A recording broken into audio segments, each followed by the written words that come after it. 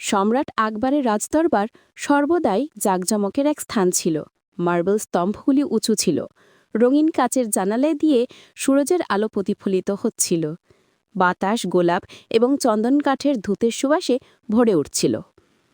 সাম্রাজ্যের প্রতিটি কোণ থেকে মন্ত্রী, কবি, শিল্পী এবং পণ্ডিতরা প্রতিদিন সেখানে জড়ো হতেন, কেবল সেবা করার জন্যই নয়, বিতর্ক, হাসি এবং শেখার জন্য। তাদের মধ্যে ছিলেন বীরবল, সম্রাটের সবচেয়ে বিশ্বস্ত উপদেষ্টা, যিনি তার দ্রুত বুদ্ধি, অদলনীয় বুদ্ধিমত্তা এবং মৃদু রসবোঝের জন্য পরিচিত। যখনই সম্রাট কোনো কঠিন প্রশ্নের মুখোমুখি হতেন বা তার সভাসদের পরীক্ষা করার প্রয়োজন হতো, তখনই বীরবল এমন উত্তর নিয়ে আসতেন যে সবাইকে অবাক করে দিত। এক সুন্দর সকালে আকবর রাজকীয় বাগানে হাঁটছিলেন। সম্রাট দিনের এই অনুষ্ঠানটি পছন্দ করতেছেন, যখন শিশে এখনও ঘাসের সাথে লেগে থাকে, পাখিরা আনন্দের সাথে গান গাইতে এবং ফুলগুলি উদীয়মান সূর্যের দিকে তার মাথা প্রসারিত করত। বীরবল সর্বদাই তার পাশে হাঁটতেন। আকবর পদ্মপুষ্পের এক পুকুরের কাছে দামলেন। জলে আগাছার প্রতিছবি দেখে চিন্তা করে জিজ্ঞাসা করলেন, বীরবল, তুমি কি মনে করো, জ্ঞান কি কখনো পরিমাপ করা যায়, যেমন আমরা বস্তায় সর্ষা মাপি অথবা পাত্রে জল মাপি? বীরবলের চোখ জল জল করে উঠল। হ্যাঁ জাহাপানা, তিনি ধনকের সাথে উত্তর দিলেন, জ্ঞান আসলেই পরিমাপ করে যেতে পারে, যেমন আমরা অন্য কিছুর মাপি। আকবর অবাক হয়ে ভ্রু কুঁচকে বলেন, বীরবল, তুমি কি পাগল বেরিয়ে গেছো? জ্ঞানের মতো অদৃশ্য জিনিস কিভাবে মাপিতে পারো? সাহস থাকলে আমাকে দেখাও। বীরবল হেসে বললেন, কিন্তু কিছুই বললেন না। মহারাজ, আমাকে একদিন দিন, আগামীকাল আমি আপনার দরবারে এটি প্রমাণ করব। আকবর অর্ধেক আনন্দিত এবং অর্ধেক কৌতূহলী সম্মত হলেন। খুব ভালো বীরবল, আগামীকাল আমরা দেখব তুমি আমি কিভাবে মাপি। পরের দিন দিওয়ানের খাসে জনাকিনো হয়ে গেল। কর ছড়িয়ে পড়েছিল যে বীরবল জ্ঞান পরিমাপ সম্পর্কে যে কিছু অদ্ভুত প্রদর্শন করতে চলেছে। মন্ত্রীরা নিজেদের মতো বেশি করে কথা বলছিলেন, আর সম্ভ্রাতৃরা হতবাক দৃষ্টি বিনিময় করছিলেন, আর কোন দিয়ে তারা তাদের দাড়িতে হাত বুলিয়ে অনুমান করতে চেষ্টা করছিলেন যে বীরবল চেয়ে পরিকল্পনা করছেন। অবশেষে বীরবল একটা বড় আলিবাড়ির পাত্র নিয়ে প্রবেশ করলেন।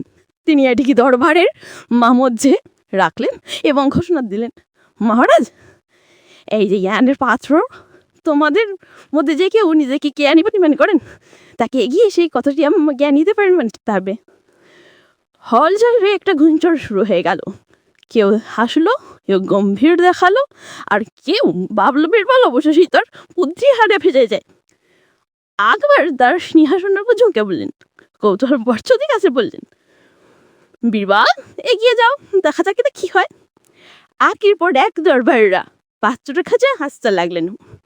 প্রথম দরবারি একজন ধনী সম্ভ্রান্ত তার পাশে থেকে একটা জকজকে মিট্টুরা বের করে ভিতরে ফিরে দিলেন। তিনি গর্বের সাথে বললেন, টাকা দিয়ে যে কোনো কিছু অর্জন করা যায়। দ্বিতীয় একজন কবি গোলাপ ফুল চূড়া মারলেন। কবিতা জ্ঞান তিনি ঘোষণা করেন, এটি আমাদের জীবনের সৌন্দর্য সম্পর্কে শিক্ষা দেয়। এরপর একজন সৈনিক এসে পাত্রের মধ্যে তরবারির খাপ লাগলেন। সাহস জ্ঞান, সে গর্জন করে বলো, সাহস ছাড়া কিছু অর্জন খেয়ে যায় না। একজনই সমরফুরঙ্গি কাগজে কয়েকটা লাউ নিয়ে ভিতরে ফেলে দিলেন। বইয়ের জ্ঞান তিনি ঘোষণা তো ঘুরলেন। একের পর এক ডজন ফবসাদ পাত্রটি নুড়িক মুদ্রা, কাগজ, হুদ, এমনকি খাদ্য শস্য দিয়ে ভর্তি করে ফেলুন ফলে চিরাবি করে তার প্রচণ্ড প্রকৃত জ্ঞান প্রতিনিধিত্বন। শীঘ্রই পাত্রটি নানা তোর জিনিস বলে গেল, অকেজ, অমির এবং অত্রহীন। সবসাদরা গর্বিত মুখে বীরবল দিকে দেখি বলো অপেক্ষা করছিলেন, যিনি ভাতটিকে জ্ঞানে পণ্য ঘোষণা করবেন। এবার বীরবল এখনো দেখে থাকলেন, যাবে না, দয়া করি দিয়ে পাথরেটি পরীক্ষা করে দেখুন। আকবর তো সিংহাসনে দেখুন কি দেখলেন, তার নগব আমিরা আনন্দ কি বিরক্তিতে পরিবর্তন পেটে গেল। পাত্র দিয়েছিল বললাম ভাদ্রই, ওটা জোনাস টুপ ছাড়া আর কিছুই নাই। মুদ্রা, পাতো, কাগজ পত্র, ফুল টুকরে একটা আলো স্টোন। এ তো বাটা কথা বীরবল। আকবর চেঁচিয়ে বলেন, এই তো করবেন জ্ঞান, এই পাখি কেবল আবর্জনাই আছে। বীরবল শান্ত হয়ে হাসি পারলে, ঠিক বলেছেন মহারাজ। আর এটা কি ঠিক যখন মান্যতায় জ্ঞান রিমুভ করো বা প্রদর্শন করে দাবি করে, তখন তারই পাখি চুড়ে প্রেম করে থাকে। তারা প্রদর্শন করছো কেন তার সাবতে মানে থাইরাওয়ান তাই এক সালমান বর্দিক থেকে ডিং সর্বত গুমসুহ হয়ে নিলাম, কিন্তু প্রকৃত জ্ঞান এইবার প্রদর্শিত হয় না। দরবার জু করে গেল, সবার দৃশ্য ফেলেন টিকে। প্রকৃত জ্ঞান বীরবর আরও ওয়ার্নিং, কথা বা বস্তুতে থাকে না, এটি কর্মে নিতে থাকে। যেই মানুষ তাক লয় আছে নাই বিশেষবার ধৈর্য এবং নঙ্গতার সাথে কাজ করে সে জ্ঞান দেখাই। কিন্তু যে ব্যক্তি জ্ঞানে গর্ব করার চেষ্টা করেন, যেমনই পাত্রে অর্পণ করপাদ সেই বল তাহা বোকার ভ্রমণ করে দেন। আলবার্টে বিরক্তি প্রশংসায় গদে গেল, তিনি হাততালি দিয়ে বললেন, অসাধারণ বিরল, তুমি আমার দেখালে জ্ঞান প্রতিমা দোয়া করে জয়লা কেন দেয় না প্রদর্শন করে চাই দাও। এই টেবল আছে না আদম জানাচ্ছে তাল আজ থেকে জ্ঞান নাচরঙা মাত্রই মানিফির কুমকাবা অর্জন করেছো।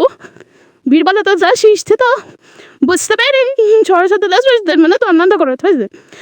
আকবর আন্তরিকভাবে সে বলেন, আজ নিকুন জেনে রাখো, প্রতীত জ্ঞান নিরূপতা এবং কার্য জলধারা করে চৌদপুর প্রদর্শনে নয়, হল গাড়ি কডারি করতে ধরে না কুই গো। মিরবাদ বড়ার পাটাল নাই কামাতই আপনার সহজ প্রশ্নকে থকেলে টুন শিক্ষায় প্রাণীনটা করে দিলে গল্পের নিয়ে ঠিক কল। প্রকৃত জ্ঞান মধ্যেও ভুলবার প্রতীক শিল্পের মা পড়া যায় না। এটি জ্ঞান গর্ব করাল বা দেখানো তাহলে কিছু নেই। জ্ঞান তার ওকে প্রতিফলিত দেয় তো আয়ান অ্যাঙ্গিস্টের মিটিকে চুইরে চুইমান